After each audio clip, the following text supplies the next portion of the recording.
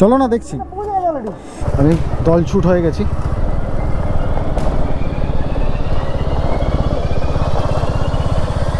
কলসটাই গিয়ে নদীর ওপারে পড়েছিল এবং কি সুন্দর ভিউটা দেখো। আলটিমেটলি এসে পৌঁছে গেলাম।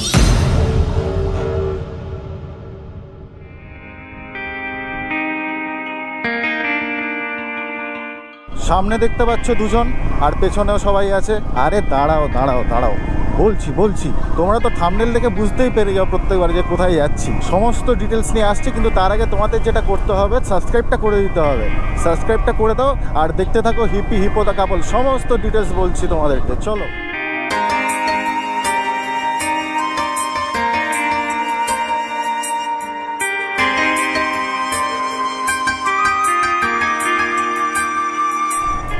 Welcome to Hippie Hippo the couple. আজকে আমরা যাচ্ছি জটার দেউল। তোমরা অলরেডি আমাদের থাম্বনেল দেখে বুঝতেই পেরেছো। জটার দেউল হচ্ছে রায়দিঘিতে অবস্থিত একটি বহু প্রাচীন মন্দির। অনেকে মন্দির বলে, অনেকে বৌদ্ধ স্তূপ বলে, বাট আমরা মন্দিরই বলবো। এটা হচ্ছে একটা শিব মন্দির। জটা থেকে জটার দেউল কথাটা এসছে, মানে জটা হচ্ছে শিব, মানে শিবের জটা থেকে জটার দেউল কথাটা এসছে। আজকে গ্রুপ রাইড এবং তার সাথে আমাদের বহু পরিচিত অনুরাগ দা আছে। আমি পরে সবার সঙ্গে আলাপ করাবো যদি আমি সুযোগ পাই। আমরা আজকে যে রাস্তাটা নেব সেটা হচ্ছে বারুইপুরের রাস্তা, বনগা কুলপি হাইওয়ে।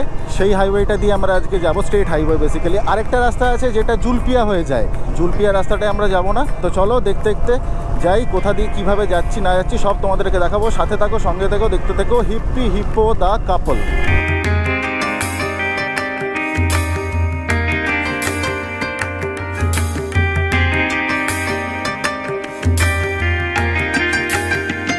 আমি অ্যাকচুয়ালি রাইড করছি বিবিজি গ্রুপের সাথে। আমি আগেই বললাম লিড করছে অনুরাগ দা। আমরা যাচ্ছি জটার দেউল।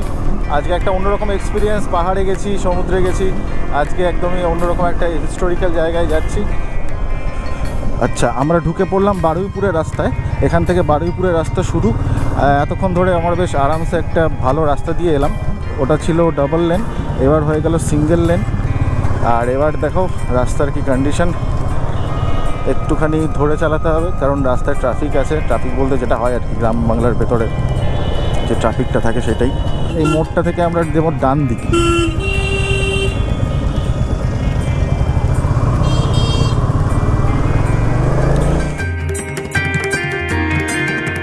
এখানে বোর্ড পেয়ে গেছি। এখান থেকে বারুইপুর ডান দিকে দেখাচ্ছে, সোজা গেলে ক্যানিং, কুলপি 48 কিলোমিটার, লক্ষ্মীকান্তপুর 38 কিলোমিটার।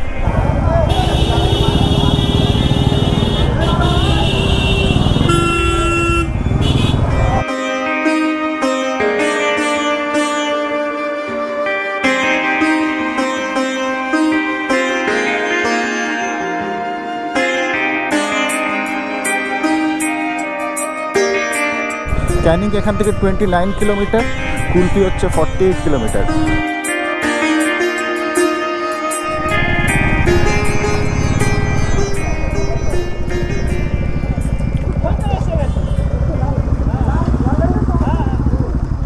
আচ্ছা, এখানে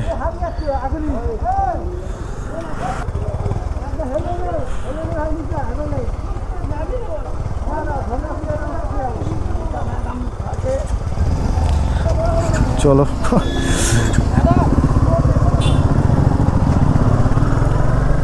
বারুইপুরের যে বাজারটা, বাজার থেকে আমরা ডান দিক নিলাম। ডান দিক নিয়ে আবার ধরে নিয়েছি আমরা কুলপি বনগা স্টেট হাইওয়ে। আর একটু কাকাকে লিফট দিলাম, জানি না কি অবস্থা হবে কারণ কাকার মাথায় হেলমেট নেই। বাড়ি থেকে জটার দেউল খুব সম্ভবত 70 কিলোমিটারের কাছাকাছি। এই ব্রিজটা ক্রস করে এসে বলছি বাবা, এই ব্রিজটা ক্রস করে এসে এখান থেকে ডান দিক নিলাম। ডান দিক নিয়ে এটা আমরা কোথায় চলে এলাম একটু দেখি। এটা বারুইপুরি, এখনও পর্যন্ত বারুইপুরি আছি। আচ্ছা, এখান থেকে আবার বোর্ড দেখা যাচ্ছে। অ্যাকচুয়ালি মনে হচ্ছে এটা স্টেট হাইওয়ে, মনে হচ্ছে না এটা স্টেট হাইওয়ে। কুলপি বনগা যে স্টেট হাইওয়ে সেটাই এটা। এখান থেকে Joynagar 24 kilometer, Canning 27 kilometer, Lakshmikantapur 37 kilometer, আর কুলপি হচ্ছে 47 কিলোমিটার।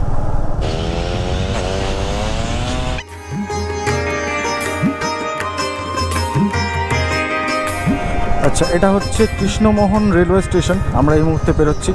হ্যাঁ, এটা হচ্ছে কৃষ্ণমোহন রেলওয়ে স্টেশন। বেশ,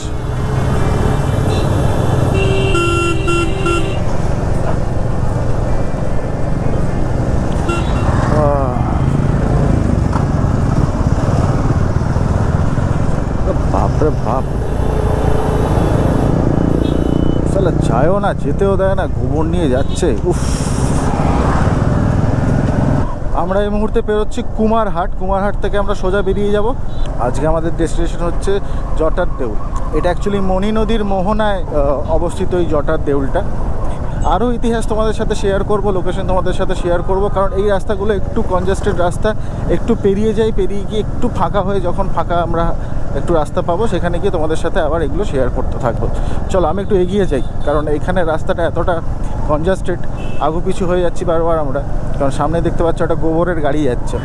এটা হচ্ছে সূর্যপুর হাট, মানে হাট মানে একদম মারাত্মক হাট। ওরে বাপরে বাপ, বিভৎস জ্যাম, বিভৎস জ্যাম। দাঁড়াও, জ্যামটা পেরিয়ে যাই, তোমাদের সাথে কথা বলছি। তো সূর্যের হাট পেরিয়ে একটা মারাত্মক জ্যামে কি নেই এখানে, টোটো অটো যা তুমি ইমেজিন করতে পারো সব কিছু আছে। সূর্যের হাট পেরিয়ে কিছু দূর এসে আমরা একটা রাইট টার্ন নিলাম। এই যে এখানে একটা দোকান আছে আসগর হোটেল, তো এইখান থেকে আমরা রাইট টার্ন নিলাম। রাইট টার্ন নিয়ে আমরা এবার যাচ্ছি। চলো। বাপরে বাপ, ঘাম বেরিয়ে গেল এইখানটায়।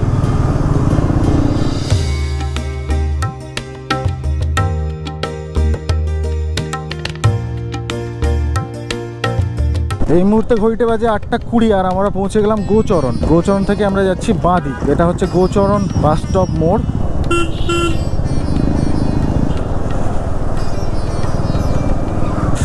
গোচরণ মোড়টা থেকে কিছুটা এগিয়ে এসে একটা রাস্তা গেল ডান দিক, একটা রাস্তা এলো বাঁ দিক।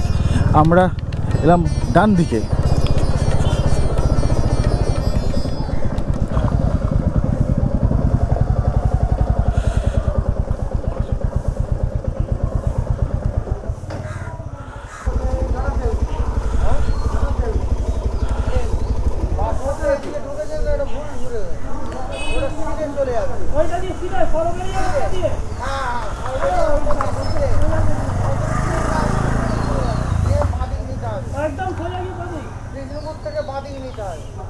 কনফিউশন হয়ে গেছে, একটু ভুল জায়গায় ঢুকে গেছি আমরা।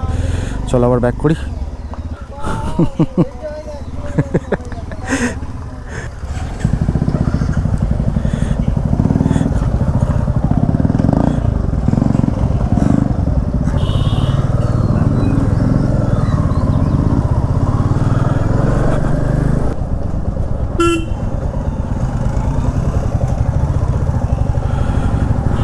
ভুল করে চলে এসেছিলাম আমরা বাঁ দিকে। অ্যাকচুয়ালি আমাদের সোজা যেতে হতো।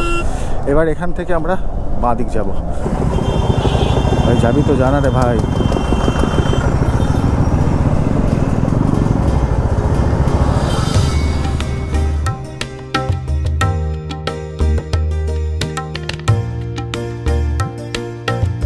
আচ্ছা, এখান থেকে ডান দিকে সর বেরিয়ে আমরা সোজা বেরিয়ে যাচ্ছি। আমাদের ক্যাপ্টেন বললো, ইশারা করলো, আমরা মনে হচ্ছে একটু ব্রেকফাস্ট করতে দাঁড়াবো। এই মুহূর্তে আমরা আছি দক্ষিণ বারাসাত। আমাদের ঘড়িতে সময় হচ্ছে 8:42। এখন অবধি আমরা কোথাও দাঁড়াইনি, কারণ দাঁড়ানোর মতো অপশন পাইনি অ্যাকচুয়ালি। কারণ ভীষণ কনজেস্টেড রাস্তা, খারাপ রাস্তা যেটা হয় বেসিক্যালি, একদমই ভেতরে, গ্রামের ভেতরের রাস্তা। তো একটু ফাঁকা দেখে আমরা দাঁড়াবো আবার কোথাও। আচ্ছা, এখান থেকে দেখাচ্ছে মহিষমারির হাট, পদুয়া মোড়।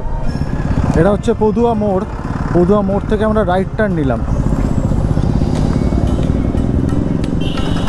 তো এই মুহূর্তে আমরা আছি পদুয়া মোড়ে। দেখতে পাচ্ছ সামনের এই টার্নিংটা, এটা হচ্ছে পদুয়া মোড়। এখানে আমরা একটু ব্রেকফাস্ট করার জন্য দাঁড়ালাম। সবাই এখনও এসে পৌঁছয়নি, কয়েকজন একটু ভুল করে এগিয়ে গেছে সামনের দিকে, আর কয়েকজন আসবে। তো দেখা যাক কি খাওয়া দাওয়া করি। খাওয়া দাওয়া যখন করবো তোমাদেরকে দেখাচ্ছি। চলো।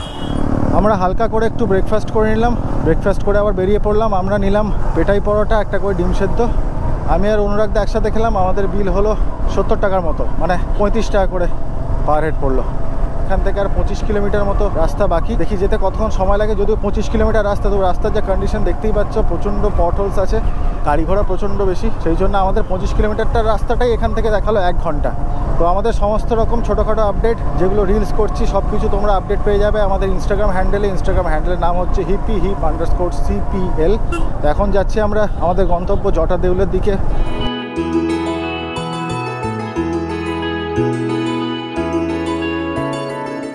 এখন ঘড়িতে বাজে 10:12 আর আমরা পেরোলাম শেখিরহাট। এখান থেকে আর আমাদের সময় লাগবে মোটামুটি ওই আধা ঘন্টার মতো। আর 12 কিলোমিটার রাস্তা বাকি আছে। এদিকের ওয়েদার মোটামুটি ভালো, গরম আছে, বাড়ি চালালে বেটার লাগছে। ঘড়িতে বাজে প্রায় 10:23 আর আমরা ঢুকে পড়লাম ঢাকি। সামনেই মোস্ট প্রবাবলি নদী আছে। এখান থেকে ডান দিকে দেখাচ্ছে ঢাকি ফেরিঘাট, এটা ঢাকি মোড়, আর বাঁ দিকে চুপড়ি ছোড়া।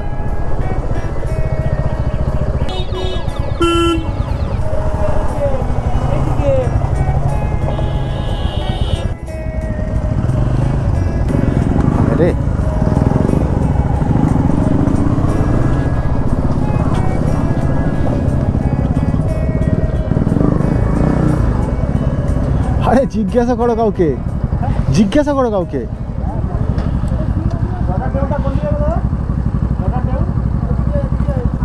কোন দিকে? ফেরি পেরোতে হবে, ফেরি পেরোতে হবে, কিন্তু নদী পার হওয়ার তো কথা না।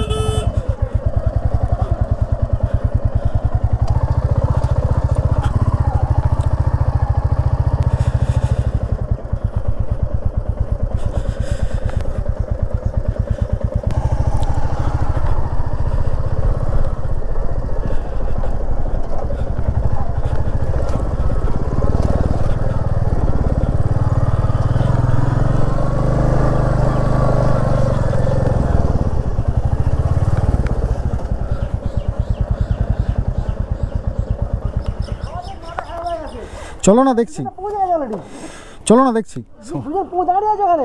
পৌঁছে গেছে তো, লোকেশন পাঠাতে বলো। দাঁড়া আমি সামনে দিয়ে ঘুরে আসছি, তুমি দাঁড়াও।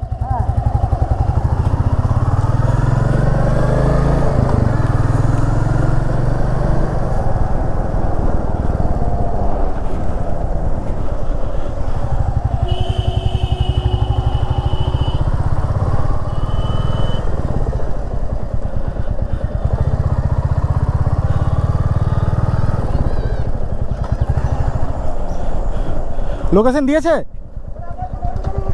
হ্যাঁ নদী পেরিয়ে গেছে, এইটা তো তৈরি হচ্ছে সবে। তাহলে নদী পেরোতে হবে, নাহলে 20 কিলোমিটার ঘুরতে হবে যে কোনো একটা।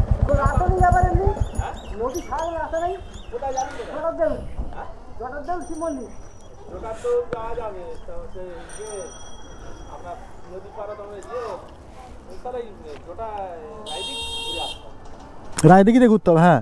কতক্ষণ এখান থেকে রায়দিঘি? সেটাই ভালো নাকি? হ্যাঁ ম্যাপে কি দেবো? রায়দিঘি দেবো? না না না, ম্যাপে কি দেবো বলে, এখানে কি দেবো? রায়দিঘি দেবো? নরগোড়া ব্রিজ নরগোড়া ব্রিজ, তাই তো?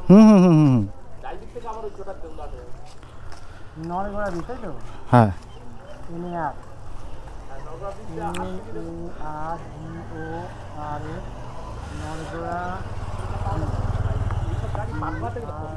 হ্যাঁ হ্যাঁ, এটার জন্যই তো ভয় পাচ্ছে সবাই। অনেকগুলো গাড়ি আছে, ওই সেই একই পয়সা নেবে, সেই ওই একই পয়সা তেল খরচা হবে। আর ঘুরতে এসেছি। হ্যাঁ নলগোড়া ব্রিজ 10 কিলোমিটার। হ্যাঁ আবার ওপার ওই ব্রিজ পার হয়ে এবারে ওপারে চলে গেলে এবার রায়দিঘি লিখবে, রায়দিঘি লিখে বলে জোটার দেবো। আচ্ছা এরপর রায়দিঘি, তাই তো? হ্যাঁ এপারটা রায়দিঘি, ওপাশটা হচ্ছে তোমার ইয়ে ওই দেউলটা কিন্তু এই কাছাকাছি। হ্যাঁ হ্যাঁ বুঝতে পেরেছি, ওইটা ঘুরে আসতে বুঝতে পেরেছি। গাড়ি কোনো পার হতে হবে না। এইটা মণি নদী তো? হ্যাঁ মণি নদী তো বলছি। তাহলে এরপরে দেবো রায়দিঘি। রায়দিঘি, রায়দিঘি দাও না, আসছে কি এটাই করো বেটার। যে পয়সা ওরা নেবে সেই পয়সার একই তেল খরচা হবে। তেল হলে তোমার আর গাড়ি কোনো দিস না। বাই চান্স এদিক ওদিক হয়ে গেলে ছোট নৌকা না। হ্যাঁ বুঝতে পেরেছি, আমি জানি ওই পাশের রাস্তাটা তো আমি জানি। এখানে নলগোড়া, হ্যাঁ এখানে রায়দিঘি, নরগোড়া হয় এদিক দিয়ে ঘুরে যাচ্ছে, বুঝতে পেরেছি। সব মিলে 23 কিলোমিটার। হ্যাঁ ঠিক আছে। হ্যাঁ রাস্তা ওই হবে যা বলে। যে রাস্তাটা আমাদের ম্যাপে দেখিয়েছিল সেই রাস্তাটা এখন তৈরি হচ্ছে। আমরা গিয়ে পড়লাম একদম নদীর ধারে, তো ওখান থেকে অপশান ছিল যে আমরা নৌকো করে আমাদের বাইকগুলো পেরোবো। এবার বক্তব্য হচ্ছে যে আমাদের প্রত্যেকেরই বড় বড় বাইক, ভারী ভারী বাইক, সেগুলো নৌকো করে পেরোতে যা খরচা এবং যা রিস্ক, তার থেকে বেটার হচ্ছে এখান থেকে আরেকটু মোটামুটি 20 কিলোমিটার ঘুরে আমাদের যেতে হবে। সেই একই তেল অলমোস্ট পুড়বে, একই খরচা হবে, কিন্তু অ্যাটলিস্ট আমাদের বাইকটা সেফ থাকবে। সেই জন্য আমরা ডিসিশন নিলাম যে আমরা ঘুরেই যাবো। তো এখন ঘুরে যাচ্ছি, ঘুরে গিয়ে তোমাদের রাস্তাটা বলছি। এখান থেকে 25 কিলোমিটার, এটা হচ্ছে ঢাকি বলে একটা জায়গা। তোমরা যদি ওদিক থেকে আসো, আমরা যেদিক থেকে এলাম, তাহলে ঘটিহারানিয়া বাজার থেকে ডান দিক নিতে হবে। এই রাস্তায় সোজা চলে যাচ্ছে রায়দিঘি।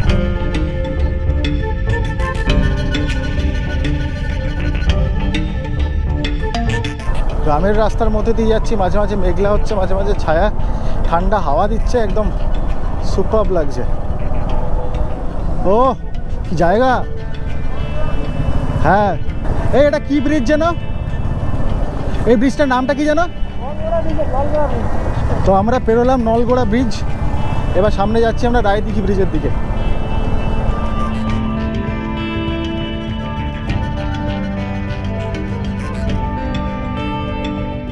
আমরা এখন ঢুকছি রায়দিঘি, আমরা মণি নদীর ব্রিজ পেরোবো, ব্রিজ পেরিয়ে আমরা জটার দেউলের দিকে যাব। দাদা রায়দিঘি ব্রিজটা কোনটা দিয়ে যাবো, সোজা? তো জিজ্ঞেস করে নিলাম একটু, রায়দিঘি ব্রিজ সোজা এখান থেকে। তো ব্রিজটা যখন পেরোবো তোমাদেরকে আবার দেখাচ্ছি।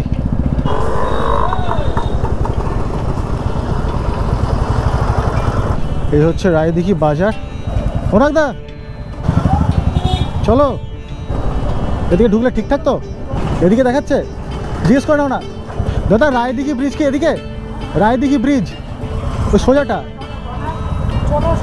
হ্যাঁ বলছি তো, ঢুকে যাও না হুটহাট করে, টার্নিং নেওয়ার আগে জিজ্ঞাসা করো। যাও কাকা, চলে হ্যাঁ আচ্ছা।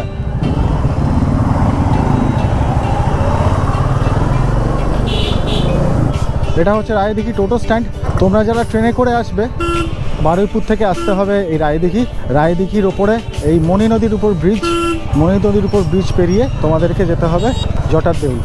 এখান থেকে তোমরা কিন্তু এরকম ছোটো ছোটো টোটো পেয়ে যাবে। এই হচ্ছে মণি নদীর ব্রিজ।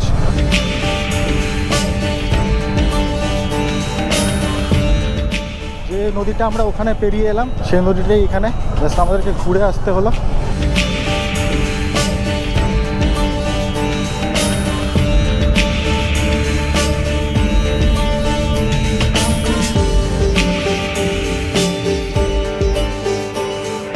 এই কঙ্কন দিঘিতে কিন্তু জটার দেউল, এটা পূর্ব পাড়, মণি নদীর পূর্ব পাড়টা হচ্ছে কঙ্কন দিঘি। তো এদিকেই হচ্ছে আমাদের জটার দেউল, আর ওটা পশ্চিম দিক, মানে পশ্চিম পাড়, পশ্চিম পাড়টা হচ্ছে রায়দিঘি। আমার সামনে যারা ছিল, পেছনে যারা ছিল, আমি কাউকেই দেখতে পাচ্ছি না। দেখি চলো আমি একাই যাই, দল থেকে দল ছুট হয়ে গেছি।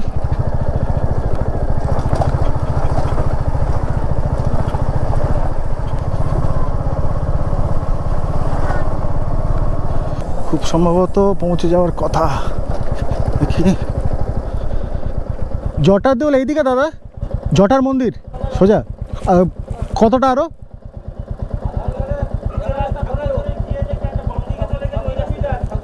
ছ কিলোমিটার। আচ্ছা, এইটা দিয়ে যাবো তো সোজা?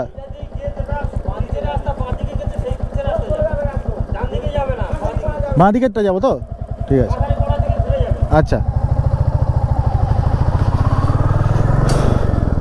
আমি জানি না ওরা এই রাস্তায় এসছে কিনা, কারণ মাঝখানে আমি দাঁড়িয়ে রাস্তা জিজ্ঞেস করছিলাম বলে আমি দলছুট হয়ে গেছি।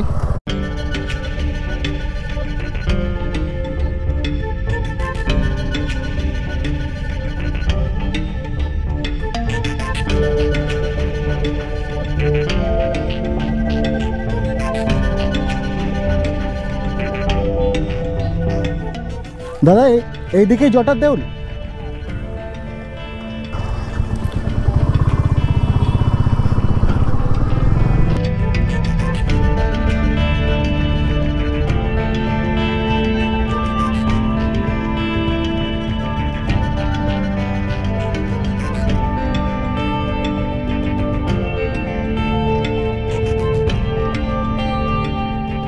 জটার দেউল কোন দিকে কাকু? জটার দেউল হ্যাঁ, সিধে গিয়ে ডান দিকে যাবো। আচ্ছা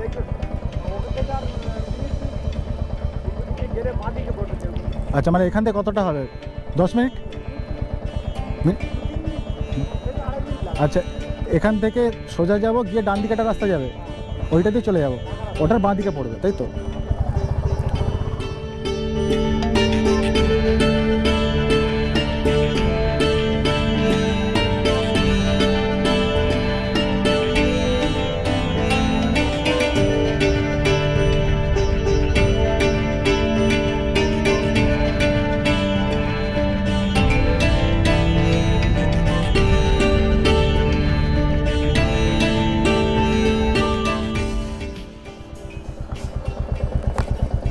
কাকা জটার দেউল কোন দিকে গো? আচ্ছা আচ্ছা।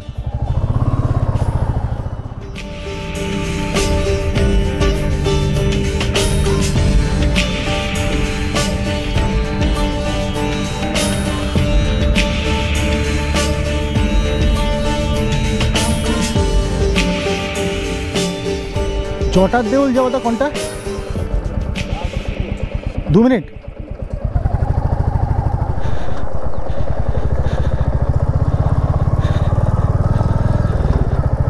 তো আলটিমেটলি ভীষণ একটা অফ রোডের পর আমরা পৌঁছে গেলাম জটার দেউল।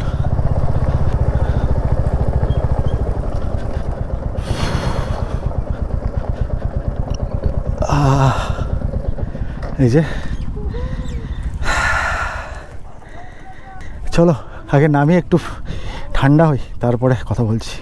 তো একটা মারাত্মক অফ রোড পেরিয়ে অনেক ঘুরে ফিরে আলটিমেটলি আমরা এসে পৌঁছেছি। এই যে আমার পেছনে দেখতে পাচ্ছ জটার দেউল। যাবো একটু পরে, একটু জিরিয়ে নিই, অনেকটা ঘুরে এসেছি তো হাঁপিয়ে গেছি, একটু জিরিয়ে নিয়ে তারপর তোমাদের পুরো জায়গাটা ভালো করে ঘুরে দেখাচ্ছি।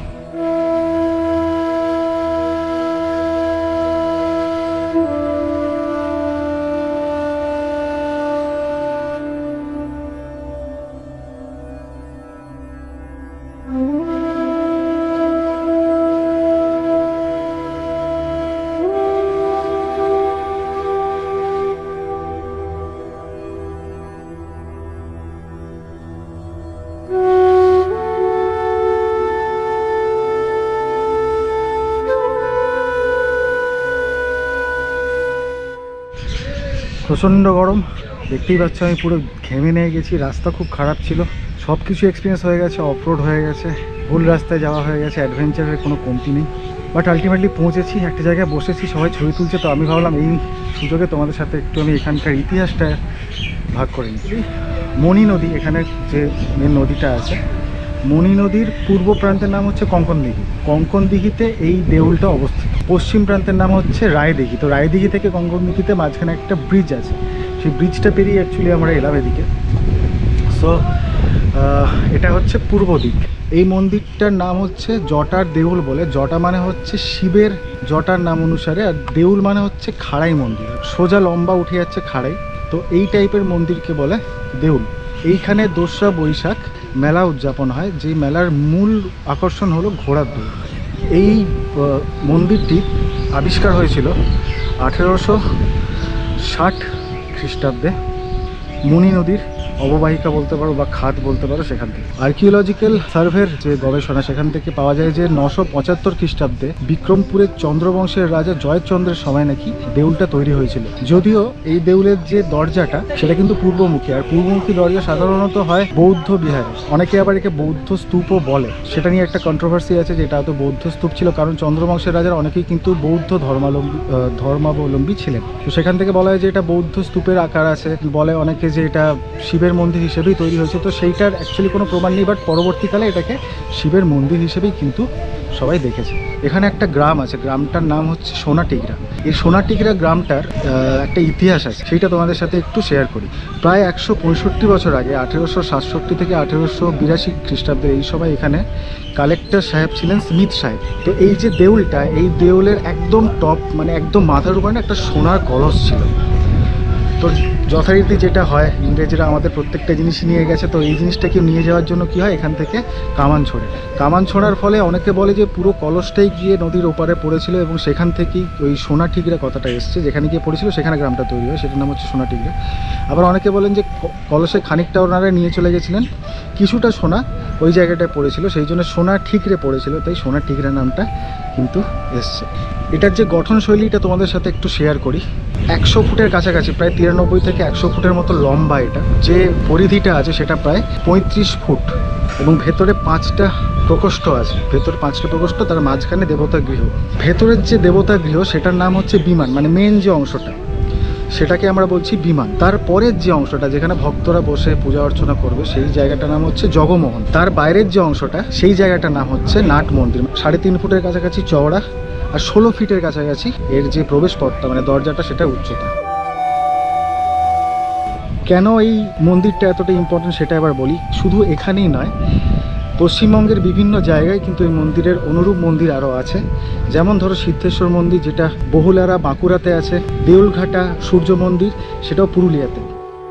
এই যে পূর্ব দিকে মুখ, এই পূর্ব দিকে মুখটা কিন্তু আবার অনেকে সূর্য মন্দির হিসেবেও কিন্তু ধরে। তো আমি যতটুকু জানতাম এইখানের ইতিহাস, যতটুকু জানতাম এখানের যে বিষয়বস্তু, সেটা তোমাদের সাথে শেয়ার করলাম। তো দেখতে থাকো, সঙ্গে থাকো, আর অবশ্যই কিন্তু লাইক, শেয়ার আর সাবস্ক্রাইবটা করতে ভুলো না।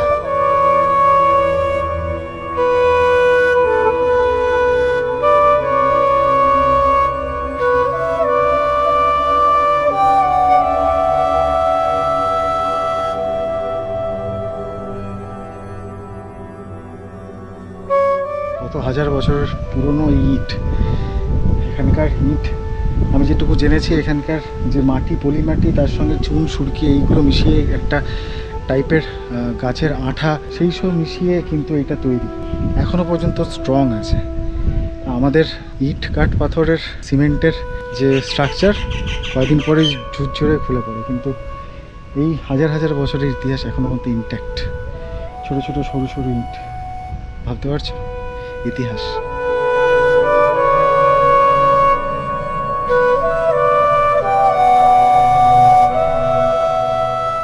এখন ঘড়িতে বাজে 2টো, আর আমরা একটু আড্ডা মারলাম এখানে বসে। খুব সুন্দর হাওয়া দিচ্ছে, যদিও দেখতে পাচ্ছ হাওয়া দিয়ে কিছু লাভ হচ্ছে না, শুধু হাওয়াই হচ্ছে। এই যে পেছনে সবাই আমরা এই বসার জায়গাটা বসে আছি, আড্ডা মারছি। সবাই এবার হাই করে দাও। ঠিক আছে, এই যে পেছনে আমাদের ক্যাপ্টেন ওদিকে ক্যাপ্টেন করছে। তো চলো এবার আমরা আস্তে আস্তে বেরোবো এখান থেকে। তার আগে একটু গ্রুপ ফটো তুলে এখান থেকে আমরা বেরোবো। তারপরে কি লাঞ্চ হয় না হয়, কারোরই মানে এনার্জি একদম সেই বেরিয়ে গেছে সব এনার্জি এখানে। চলো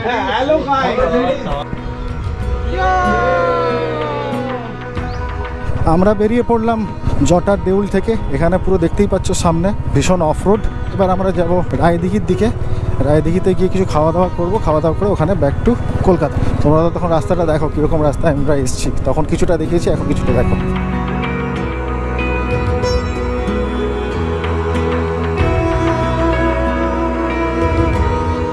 আবার আসিব ফিরে ধানসিঁড়িটির তীরে এই বাংলায়। হয়তো মানুষ নয়, হয়তো বা শঙ্খচিল শালিখের বেশে।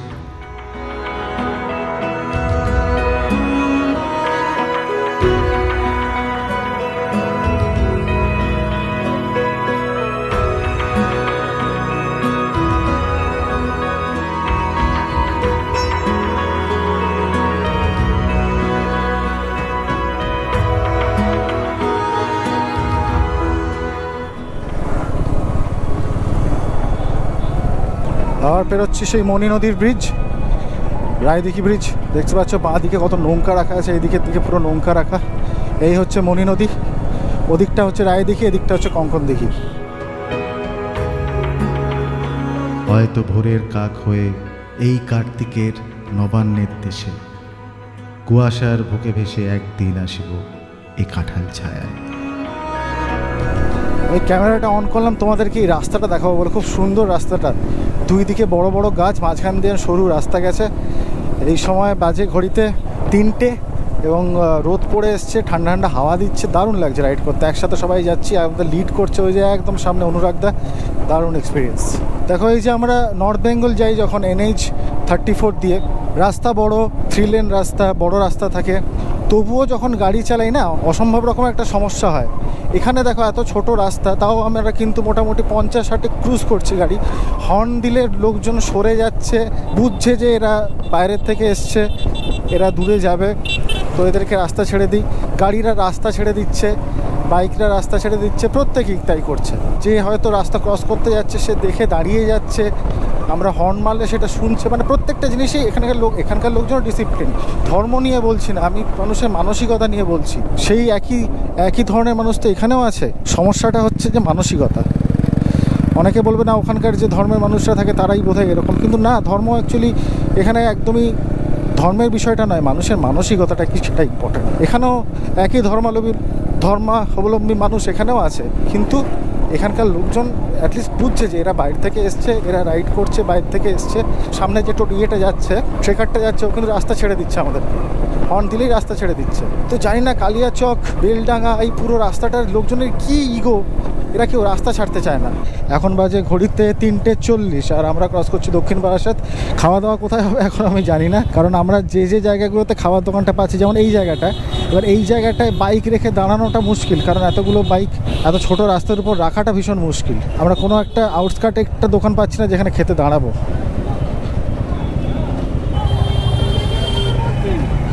কি বলছো? খাবার দোকান ছিল তো? হ্যাঁ, আচ্ছা চলো।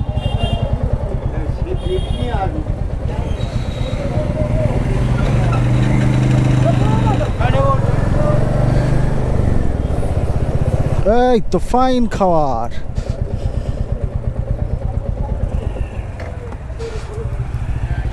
এই তো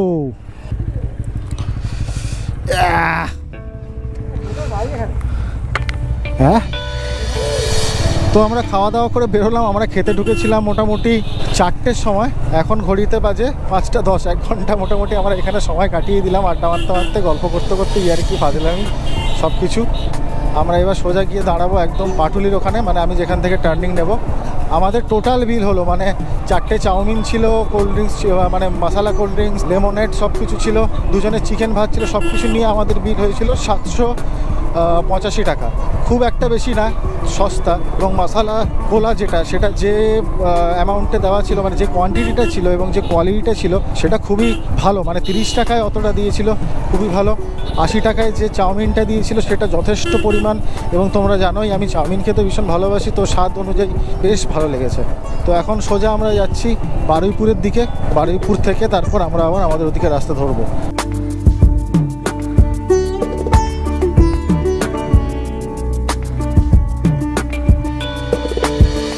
সবাই আলাদা আলাদা হয়ে গেছে, কারণ কিছু লোক সোজা বারুইপুরের রাস্তায় চলে গেছে, আমরা আবার বারুইপুরের রাস্তার আগেই বাঁ দিক নিলাম, মানে পুরো এদিক ওদিক হয়ে গেছে সবাই। তো ঠিক আছে, যারা বেরিয়ে গেছে তারা বেরিয়ে গেছে, ওটা দিয়েও যাওয়া যাবে। আবার আমরা যেটা এসছি এটা দিয়েও যাওয়া যাবে। এটা একটু ঘুরে যাচ্ছি, বাট এই রাস্তাটা বললো ভালো, আর সেই আমাকে আবার বাঁ দিক নিতেই হতো।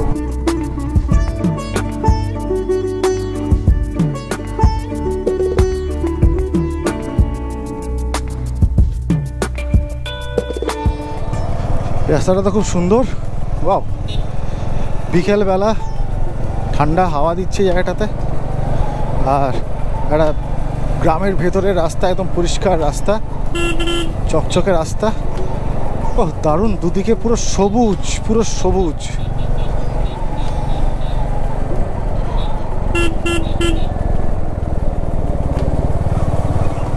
দারুণ ভিউ, দারুণ ভিউ। এই জায়গাটা একদম অসাধারণ লাগছে, মানে সামনে দেখতেই পাচ্ছ, আমাকে ডেসক্রাইব করতে হবে, মানে ডেসক্রাইব করার কোনো মানে হয় না। সামনে এত সুন্দর একটা রাস্তা এবং তার সাথে দুদিকে সবুজ একদম ঢেকে রেখেছে, দেখো কি সুন্দর রাস্তা এটা।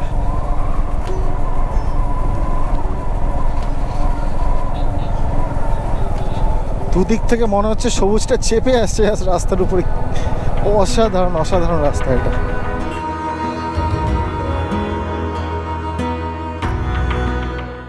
হয়তো খইয়ে ধান ছড়াতেছে শিশু এক উঠানের ঘাসে, রূপসার ঘোলা জলে হয়তো কিশোর এক সাদা ছেঁড়া পালে ডিঙা পায়। রাঙা মেঘ সাঁতরায় অন্ধকারে, আসিতেছে নিড়ে দেখিবে ধবল বক। কি সুন্দর ভিউটা দেখো, অসাধারণ ভিউ। চাষ হচ্ছে এদিকে, সবুজ পুরো, মানে দুদিকে এত সবুজ, এত সবুজ। আমি ভাবছি বর্ষাকাল হলেই সবুজটা কীরকম দেখতে লাগবে। পড়ন্ত বিকেল, উফ, অসাধারণ রাস্তা, আম বাগান। আমারেই পাবে তুমি উহাদের ভিড়ে। তো আলটিমেটলি আমরা বারুইপুরের ভেতর দিয়ে ঘুরে ঘুরে ঘুরে ঘুরে এসে, সুন্দর রাস্তাগুলো ঘুরে এসে ঢুকে গেলাম বাইপাসে। এই সোজা রাস্তাটাই আমাদের ইএম বাইপাস, যেটা আমাদের কামালগাজী ফ্লাইওভার হয়ে চলে যাচ্ছে। আর কিছু বিশেষ বলার নেই। তোমরা কিন্তু অবশ্যই আমাদের চ্যানেলটা যারা দেখছো তারা লাইক করো, কমেন্ট করো, শেয়ার করো, সাবস্ক্রাইব করো। আর যারা এই রাইডে গেছিলে, যারা দেখছো কিন্তু সাবস্ক্রাইব করোনি, দাদা তোমরা প্লিজ একটু সাবস্ক্রাইব করে দাও। এত গরমের মধ্যে অনেক কষ্ট করে ব্লগ ফ্লগগুলো বানাই তোমাদের দেখার জন্য, সবার এনজয় করার জন্য। তো প্লিজ একটুখানি তোমরা কিন্তু সাবস্ক্রাইব করে দিও প্লিজ। একদম যখন ইএম বাইপাসের মেন ইয়েতে উঠবো, মানে কামালগাজী বাইপাস উঠবো, সেই সময় তোমাদের সাথে আবার কথা বলছি।